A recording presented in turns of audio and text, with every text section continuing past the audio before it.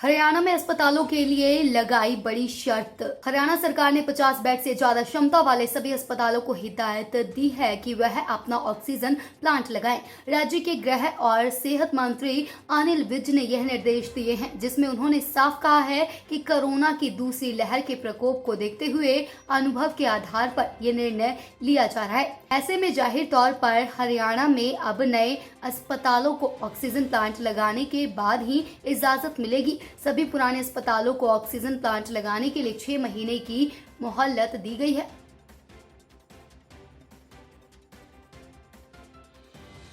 Corona की लहर के चलते अमेरिका में अब भारत से आने वाले यात्रियों की एंट्री पर पूरी तरह से बैन लगा दिया गया है।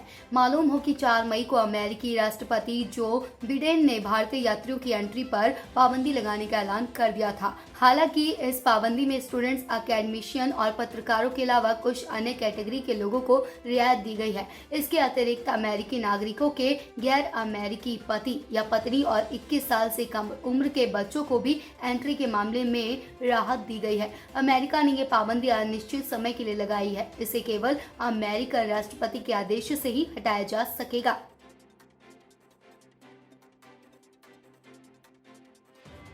पश्चिम बंगाल में विधानसभा चुनाव के दौरान हिंसा के मुद्दे पर भारतीय जनता पार्टी की तरफ से देश भर में विरोध प्रदर्शन की मुहिम चलाई गई है, जिसके तहत पार्टी के युवा मोर्चा के कार्यकर्ता फिलहाल दिल्ली में रोष प्रदर्शन कर रहे हैं। वहीं लुधियाना समेत पंजाब में और बाकी राज्यों में भी प्रदर्शन की कॉल बुलाई गई है।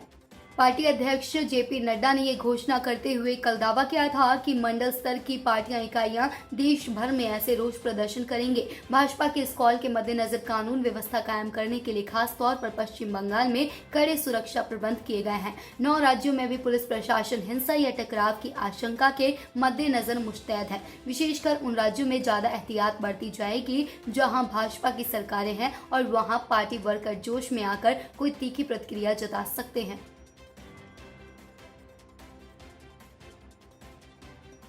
क्रिकेट जगत के लिए कोरोना की दूसरी लहर के चलते बड़े नुकसान की खबर सामने आ रही है। दुनिया के सबसे बड़े क्रिकेट लीग आईपीएल के बीच में ही रद्द हो जाने से लगभग 2,500 करोड़ रुपए तक का नुकसान होने की आशंका जताई गई है। पिछले साल क्रिकेट बोर्ड को एक सीजन में 4,000 करोड़ रुपए तक की कमाई हुई थी। जानकारों का मानना है कि बीसीसीआई और आईपीएल के लिए यह एक बड़ा आर्थिक झटका साबित होगा। बीसीसीआई के सूत्रों की माने तो पिछले साल यूएई में खेली गई स्टेडियमों में हुई आईपीएल में से 4,000 करोड़ रुपए की कमाई हुई थी। वहीं आईपीएल 2021 जो कोरोना पर प्रोटोकॉल के बीच खेला जा रहा था और स्टेडियम में दर्शकों के आने पर पाबंदी लगाई गई थी, जिसके हर मैच के प्रसारण से ही बीसीसीआई एवरेज 67 करोड़ रुपए कमाता है। हालांकि इसके साथ मैच की टूर्नामेंट में से अभी 31 होने बाकी थे। ऐसे में कोरोना की कहर के चलते टूर्नामेंट को बीच में ही रद्द करना पड़ गया।